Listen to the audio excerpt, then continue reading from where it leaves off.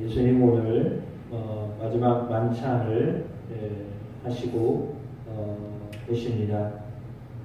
6월절의 만찬을 제자들과 함께 하고 계십니다.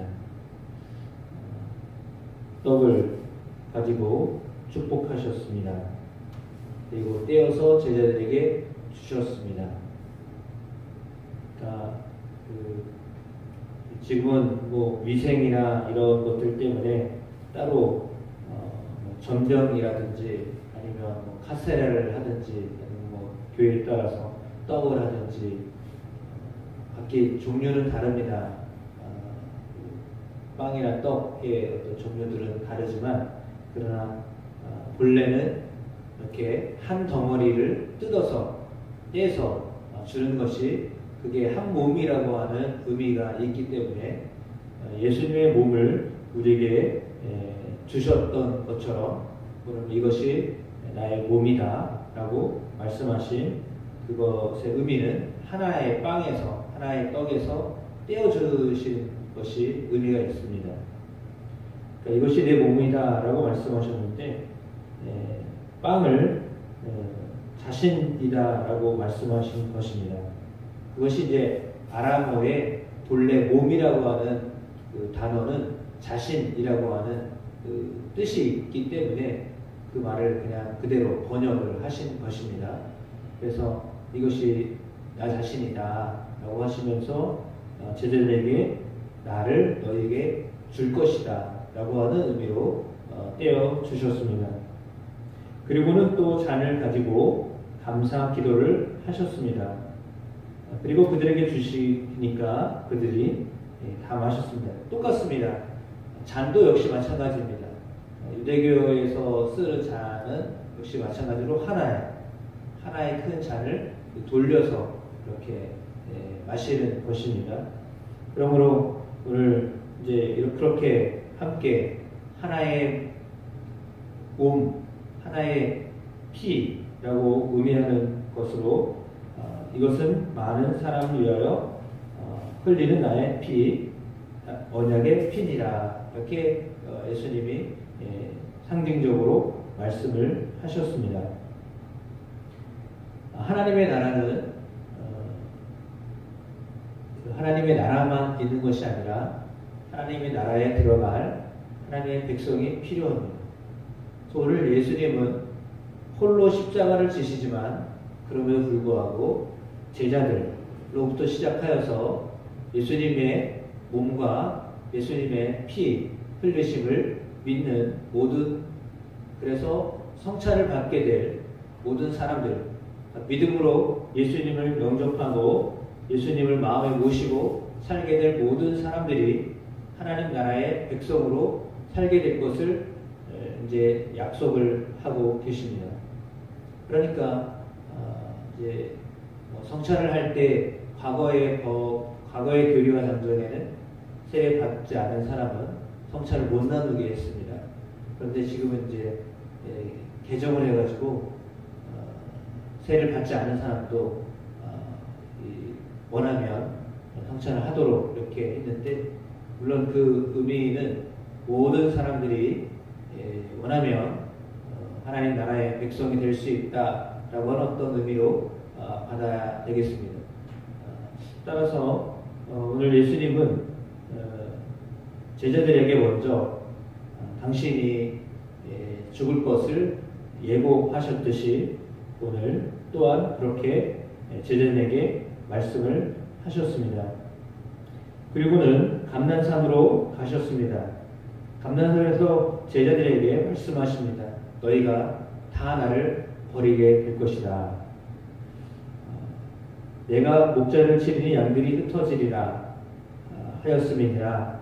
이것은 성경에 기록되어져 있었던 말씀을 예수님이 인용하신 것입니다. 예수님 말씀에 구약 성경을 인용하시면서 이제 목자를 치면 양들이 다 흩어질 것이다라고 하는 말씀을 하면서 동시에 제자들이 다 버릴 것이다라는 의미로 제자들에게 말씀하셨습니다. 여지껏 예수님을 붙잡고 예수님 때문에 함께 머물렀던 제자들입니다. 그럼에도 불구하고 예수님은 그 제자들이 예수님을 버리고 다 도망갈 것이다 라고 말씀하십니다. 이에 베드로가 아주 정색을 하면서 나는 그러하지 않겠습니다. 다 버려도 모든 사람이 다 버려도 나는 그렇게 하지 않겠습니다 라고 아주 예수님을 향한 그 마음을 표현했습니다. 저는 그것이 진정한 마음이었겠죠. 다 버려도 나는 주님 버리지 않겠습니다.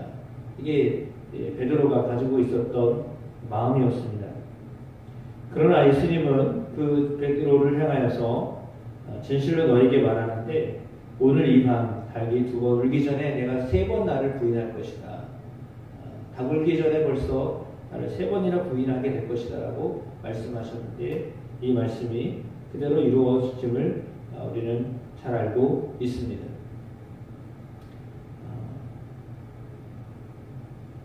그런데도 불구하고 31절에 베드로의 반응은 이렇습니다. 힘있게 말하되 내가 주와 함께 죽을지언정 주를 부인하지 않겠나이다. 그리고 모든 제자도 그와 같이 말하였다라고 말씀하고 있습니다. 이것은 어떤 의미로는 예수님의 죽으심에 우리가 함께 하겠습니다 라는 그런 의미입니다. 물론 이 의미대로 제자들은 훗날에 순교의 길을 걸어갑니다. 예수님이 가셨던 그 길을 갑니다. 그러나 십자가를 지셨던 그 상황은 예수님 밖에는 감당할 수 없는 일이었기 때문에 제자들이 아무리 그 일을 같이 하고자 했지만 할 수는 없었던 일이었고 오직 예수님만 십자가의 사역을 감당하실 수 있었습니다. 그러니까 모든 사람들의 죄의 문제를 해결할 수 있는 것은 내가 하고 싶어서 할 수 있는 것이 아닙니다. 내가 하겠다고 해서 결단한다고 해서 할 수 있는 문제도 아닙니다. 내가 의지적으로 그 일을 할 수 있습니다 라고 해서 되는 문제가 아닙니다. 죄 문제는 오직 예수 그리스도께서 십자가에서 죽으심으로 우리를 완전히 깨끗하게 하신 유일하신 사건입니다. 아담과 하와가 죄를 지었을 때부터 시작하여서 제사법을 알려주셨던 것들로부터 하여서 히브리서에 말씀하고 있는 것처럼 피 흘림이 없으면 사하심이 없습니다. 그런데 그 피 흘림은 예수 그리스도의 피 흘림을 말하는 것입니다. 그러니까 그리스도의 피 흘리심을 통하여 십자가에서 우리를 위하여 물과 피를 다 쏟아내신 그 예수님의 보혈의 능력 때문에 우리가 구원을 얻었습니다. 죄사함을 얻었습니다. 따라서 구원 자체는 예수님이 이루어 놓으신 것입니다. 그러니까 그것을 믿음으로 받아들이고 새로워지는 사람, 예수님이 행하신 그 놀라운 일들을 받아들이고 주님을 내 마음의 구세주로 믿고 의지하며 살아가는 사람에게 구원의 놀라운 은혜가 주어지는 것입니다. 따라서 구원은 전적인 하나님의 은혜입니다. 그리스도께서 우리에게 허락하신 십자가의 공로로 우리가 하나님의 백성이 되어진 것입니다. 그러니까 어찌 보면 우리는 대한민국 국민이 된 것이 선택하여서 된 것이 아닌 것처럼 그저 눈뜨고 일어났더니 태어나서 나중에 보니까 대한민국 국민이 되었던 것처럼 내 부모님이 대한민국에 태어나셔서 나를 낳게 하셨기 때문에 내가 대한민국 국민이 되었던 것처럼 우리가 예수 그리스도의 보혈을 의지하여서 믿음으로 말미암아 내가 뭔가를 해서 어떤 공로로 인하여서 얻어진 결과가 아닙니다. 내가 어떤 일을 하여서 하나님이 나를 어여삐 여기셔서 내가 하나님의 자녀가 된 것이 아닙니다. 전적으로 예수 그리스도의 보혈의 능력으로 그것을 믿음으로 단순히 믿음으로, 왜냐하면 그 일이 가장 큰 일이기 때문입니다. 하나님이 그 아들 예수를 우리에게 내어주신 것, 이것은 세상에서 제일 큰 일이십니다. 천지를 창조하신 일보다도 어쩌면 더 큰 일입니다. 세상이 운영되고 있는 어떤 그 세상이 움직여지는 어떤 이렇게 질서보다도 어쩌면 예수 그리스도께서 우리를 위하여 십자가 지셨던 그 사건 자체가 더 큰 일이십니다. 우리가 태어나는 것보다도 더 큰 일을 예수 그리스도의 죽음을 통하여 이루어 놓으셨습니다. 그래서 그 속에 들어가 있는 모든 사람들은 하나님의 백성이 되는 거죠. 그래서 그것을 그냥 단순히 믿음으로 하나님의 사람들로, 하나님의 백성들로 살게 되는 것입니다. 따라서 언약의 피로 우리에게 흘려주신 그리스도의 보혈을 마시는 자, 그의 몸을 먹고 함께 한 몸이 되는 것, 그리스도와 하나가 되어지는 것, 그것이 진정으로 우리가 하나님의 백성으로 살아가는 유일한 길임을 우리에게 말씀해 주고 있습니다. 그리고 또한 제자들이 베드로가 그렇게 나는 부인하지 않겠습니다 라고 자신의 의견을 이야기하지만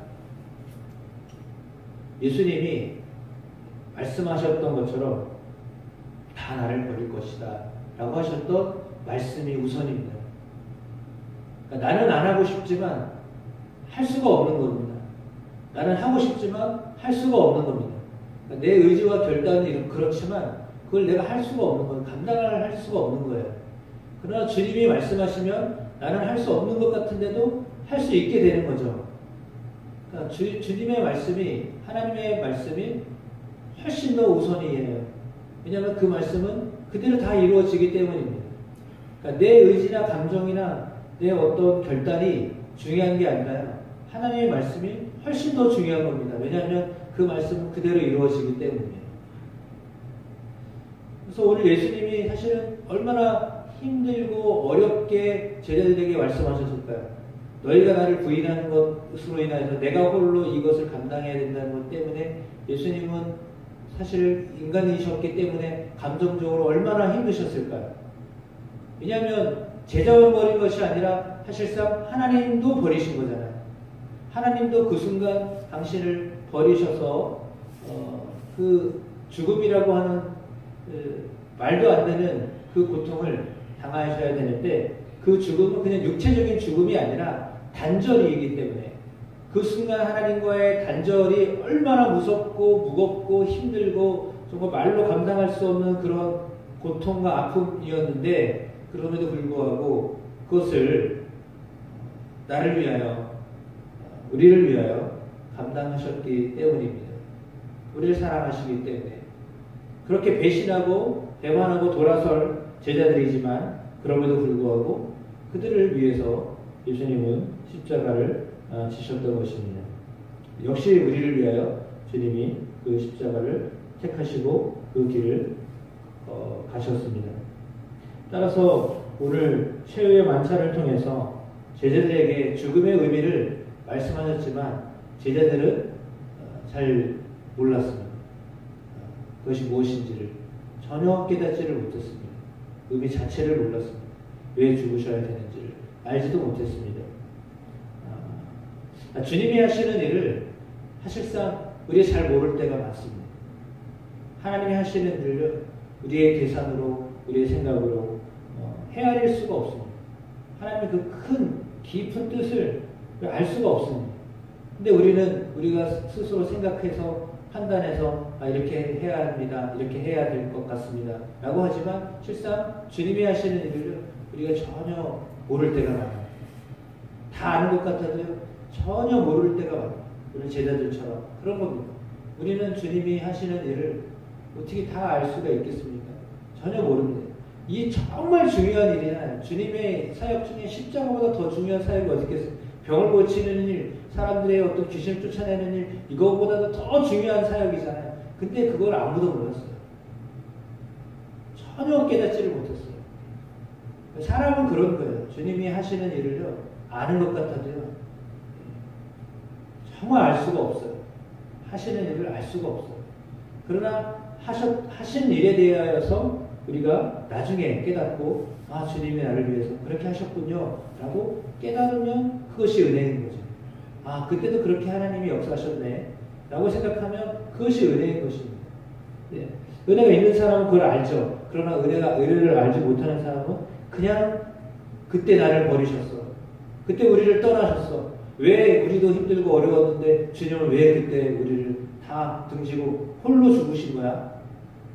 같이 가시지. 뭐 이렇게 이야기할 수 있는 거잖아요. 주님이 하시는 일을 우리가 안다고 하지만 알려고 하지만 다 알 수도 없고 그렇습니다. 그러나 그 주님이 분명히 우리를 위하여서 십자가 지셨고 그 십자가의 능력은 엄청나서 믿는 모든 사람들이 지금도 그리스도의 피를 믿을 때 거듭나는 놀라운 은혜를 경험하게 하십니다.